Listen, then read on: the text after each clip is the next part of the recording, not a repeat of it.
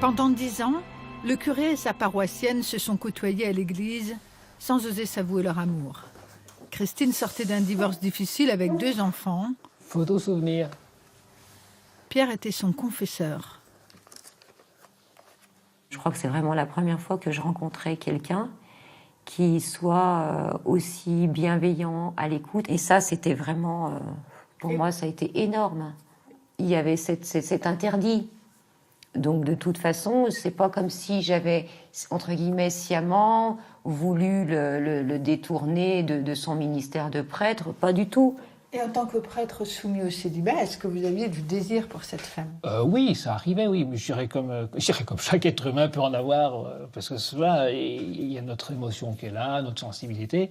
Je voulais pas, je pense, m'avouer à moi-même que c'était de l'amour. Car Pierre connaît la règle, la même depuis le XIIe siècle. Le prêtre donne son célibat à Dieu. S'il aime quelqu'un d'autre, il commet le péché d'adultère. Entre le Christ et Christine, Pierre a choisi. Et puis un jour, il a fallu appeler son supérieur, l'évêque.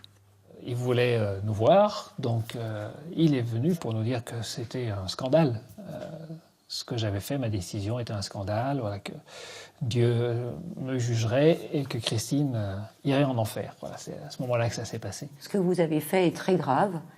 Et vous avez détourné un prêtre. Vous avez détourné un prêtre et vous irez en enfer. Alors effectivement, l'Église emploie le mot d'adultère, qui est un mot fort, c'est vrai.